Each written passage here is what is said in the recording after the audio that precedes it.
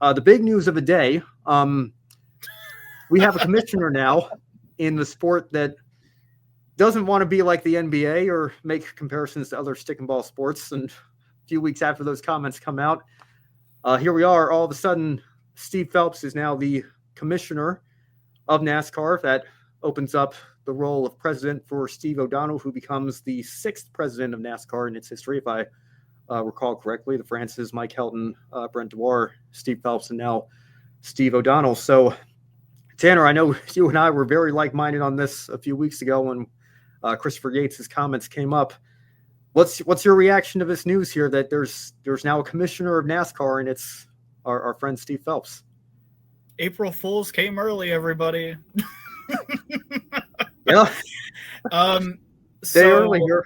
Yeah, just a couple hours, but yeah, it definitely came a little early for this high key joke to come in. So it's so funny how 2 weeks ago we get this farce of an appeal, this counterclaim that NASCAR filed against 2311 and Front Row and Curtis Polk in particular. Let's not forget that. Let's not forget that they singled an owner out of 2311 Racing, which seems like a clerical error in my opinion, but I won't go too deep into that.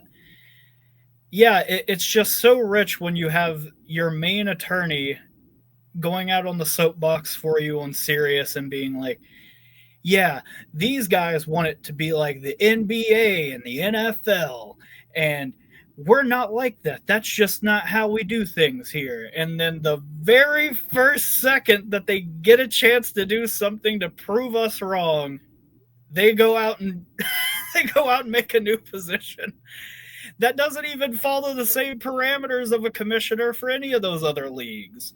So let me just break down what a commissioner actually does in the NFL and NBA.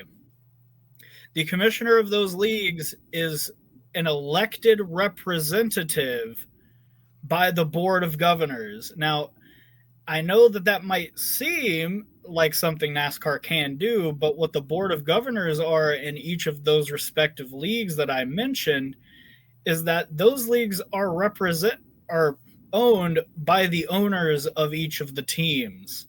So when they elect a representative for them, it's to act upon their will.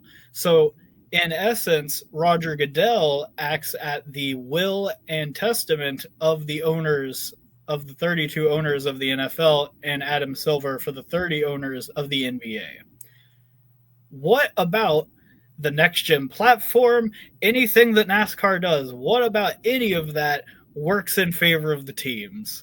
I can tell you, it's none. It's hardly any at all. So this whole thing is a farce. I think that they're scared. I think they're very clearly scared of the very real threat that the teams pose to kicking them out of the league entirely. And they're responding to it, and they're doing it in the worst ways possible. They are trying to file motions to get court cases thrown out that they are not winning at any point, and then they're filing counterclaims and then completely contradicting said counterclaims and the basis for them less than a fortnight later. It's just what you've come to expect with the NASCAR leadership since the charter negotiations came about. I think they saw Jeffrey Kessler involved in any of this and immediately started wetting themselves.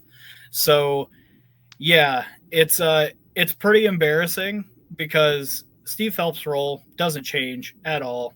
This is all just figurehead nonsense, and it'll be really interesting to see how 2311's recent motion to dismiss the countersuit goes, because I think that this may have just lost NASCAR that bit of the case, and it certainly will not help them when we go into court in December. So good luck, NASCAR. It's not looking great for you, and I think you know that. So happy April Fool's Day to you guys.